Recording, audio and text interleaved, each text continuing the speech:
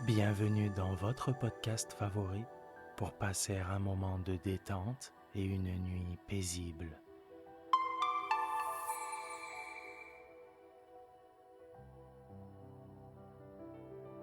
Installez-vous confortablement et profitez chaque soir de votre moment de relaxation avec le podcast Dormir sans souci.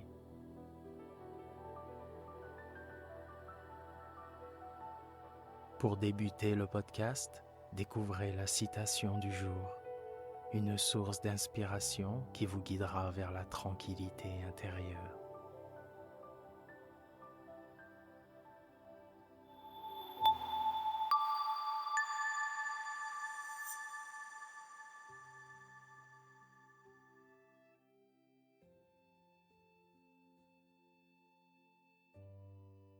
Notre citation du jour nous a été envoyée par notre abonné Gabriel de Paris. L'important n'est pas de guérir, mais de vivre avec ses mots. Cette citation d'Albert Camus nous rappelle que la vie est souvent ponctuée de difficultés, de souffrances et d'obstacles qui peuvent être inévitables. Plutôt que de chercher désespérément à éliminer ces mots, nous sommes encouragés à les accepter comme faisant partie intégrante de notre existence. Vivre avec implique d'apprendre à les comprendre, à les intégrer dans notre quotidien et à trouver des moyens de les surmonter sans pour autant les effacer complètement.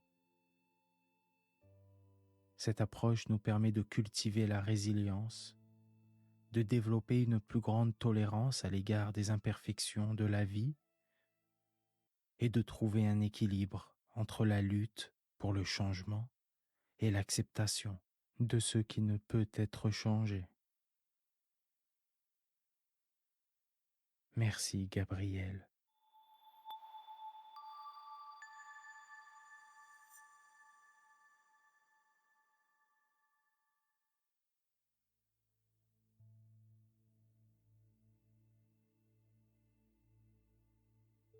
Monsieur Tertullien venait d'attraper la cinquantaine. Ses cheveux étaient encore d'un beau noir. Ses affaires marchaient admirablement et sa considération grandissait de jour en jour lorsqu'il eut le malheur de perdre sa femme. Le coup fut terrible. Il aurait fallu de la perversité pour imaginer une compagne plus satisfaisante. Elle avait 20 ans de moins que son mari. Le visage le plus ragoûtant qui se pût voir, et un caractère si délicieux qu'elle ne faisait jamais échapper une occasion de ravir.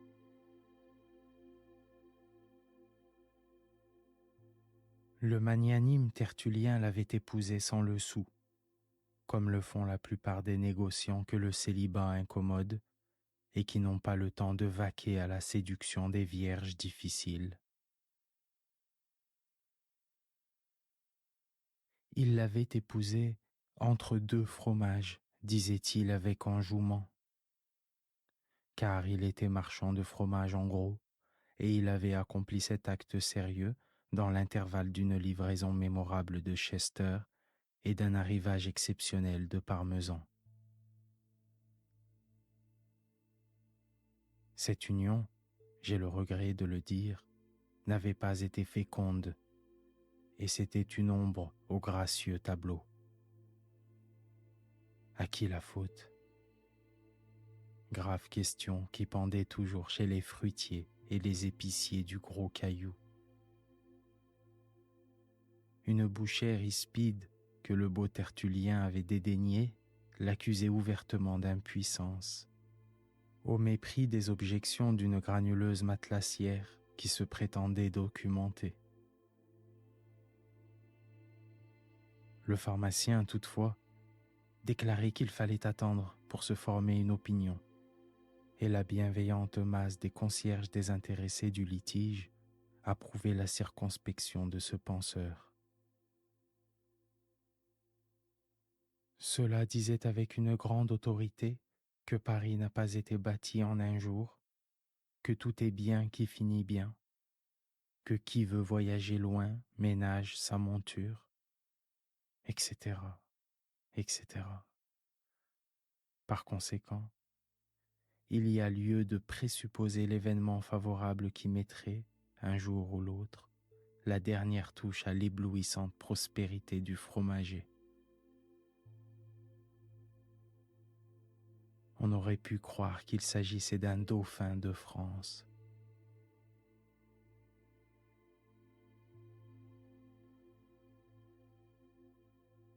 L'émotion fut grande quand on apprit la mort soudaine qui fauchait de si légitimes espoirs. À moins que Tertullien ne se remariât promptement, hypothèse que sa douleur ne permettait pas d'accepter une seule minute, l'avenir de son établissement et ce fils de ses propres œuvres, déjà si riche quoique parti du néant, verrait à la fin sa clientèle passer à un successeur étranger. Perspective noire qui devait amertumer singulièrement les regrets de l'époux en deuil. Celui-ci parut en effet sur le point de culbuter dans un gouffre de désespoir. J'ignore jusqu'à quel point le rêve d'une descendance fromagère le travaillait, mais je fus l'auriculaire témoin de ces beuglements douloureux et des sommations extrajudiciaires qu'il se fit à lui-même d'avoir à suivre sa Clémentine au tombeau, dans des délais fort prochains que d'ailleurs il ne fixa pas. Ayant eu le loisir d'étudier à fond cet homme sympathique, avec qui j'entretins 10 ans les plus étroites relations commerciales, il me fut donné d'observer un trait admirable, quoique peu connu de son caractère. Il avait une peur atroce d'être cocu. Tous ses ancêtres l'avaient été, depuis 200 ou 300 ans, et sa tendresse pour sa femme tenait surtout à la certitude inébranlable d'être exceptionnellement assuré par elle de l'intégralité de son front. Sa reconnaissance avait même quelque chose de profondément cocasse et touchant. À la réflexion, cela finissait par devenir à peu près tragique, et je me suis demandé parfois, avec stupeur, si la stérilité scandaleuse de Clémentine était inexplicable autrement que par certains doutes bien étranges que pouvait avoir Tertullien sur sa propre identité, et par crainte sublime de se cocufier lui-même en la fécondant. Mais tout cela était trop beau, trop au-dessus des marolles, des bondons et des livaros, et la chose banale arriva qui devait infailliblement arriver. Clémentine, ayant restitué son âme au Seigneur, l'infortuné veuf exhala d'abord, avec impétuosité, les gémissements et les sanglots que recommande la nature. Quand il eut payé ce premier tribut, pour me servir d'une expression qu'il affectionnait, il voulut préalablement à la cérémonie des obsèques, dont la bousculade certaine le crispait d'avance, mettre en ordre lui-même les reliques de l'adoré. C'était là que sa destinée marâtre l'attendait. Le labrum dérisoire des Tertulliens lui apparut. Dans un tiroir mystérieux d'un meuble intime que le plus ombrageux mari ne se fût jamais avisé de soupçonner, il découvrit une correspondance volumineuse, autant que variée, qui ne lui permit pas de se cramponner une seconde. Tous ses amis et connaissances y avaient passé, à l'exception de moi seul. Tous avaient été chéris de sa femme, ses employés même. Il trouva des lettres d'employés sur papier rose, avaient été simultanément gratifiés. il acquit la certitude que la défunte l'avait trompé nuit et jour, quelque temps qu'il fit, à peu près partout, dans son lit, dans sa cave, dans son grenier, dans sa boutique, jusque sous l'œil du gruyère et dans les effluves du roquefort ou du camembert. Inutile d'ajouter que cette correspondance malpropre le ménageait peu. On se fichait de lui sans relâche de la première ligne à la dernière.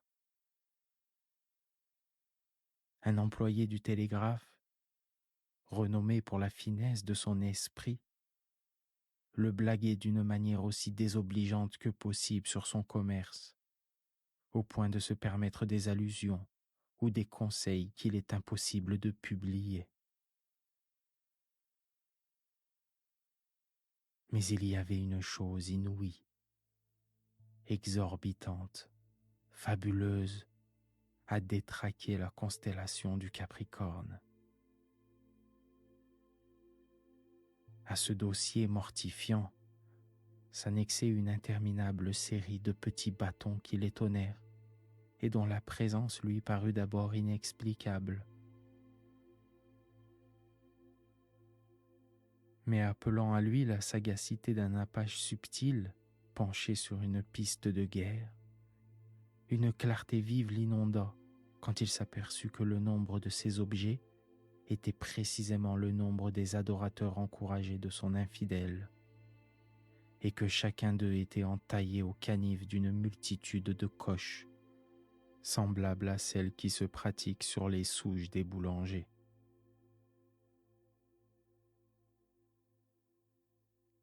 Évidemment, cette Clémentine avait été une femme d'un grand ordre et qui tenait à se rendre compte. Le mari, écrasé d'humiliation, exprima le désir bien naturel qu'on le laissât seul avec la morte, et s'enferma 2 ou 3 heures comme un homme qui veut se livrer sans contrainte à son affliction.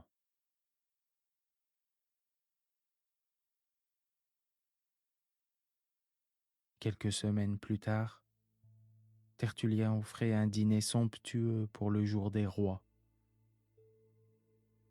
20 convives mâles, triés avec soin, se pressaient autour de la table. Une magnificence non pareille était déployée. Chair exquise, abondante et inattendue. Cela ressemblait au festin d'adieu d'un opulent prince qui est sur le point d'abdiquer.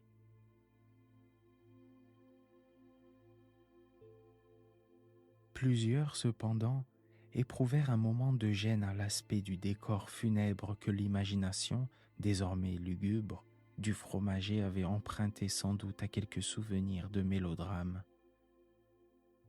Les murs, le plafond même, étaient tendus de noir. La nappe était noire. On était éclairé par des candélabres noirs où brûlaient des bougies noires. Tout était noir. L'employé du télégraphe, complètement démonté, voulait s'en aller. Un jovial éleveur de porcs le retint, déclarait qu'il fallait se mettre à la hauteur et qu'il trouvait ça très rigolo.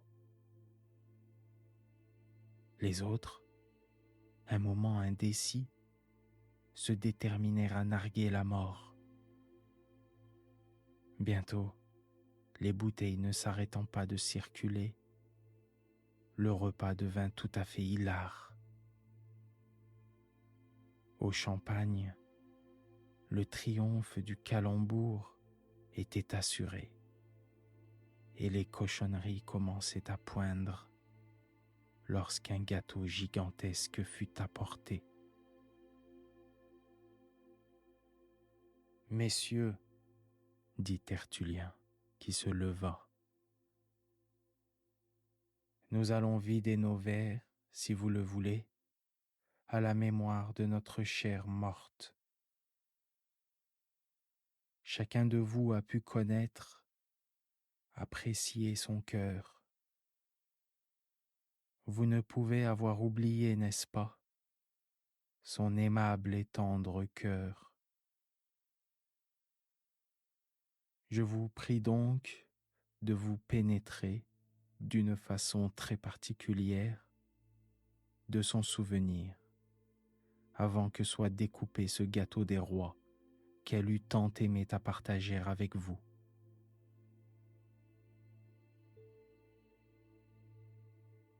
N'ayant jamais été l'amant de la fromagère, probablement parce que je ne l'avais jamais rencontrée, je n'avais pas été invité à ce dîner et ne pus savoir à qui échut la fève royale.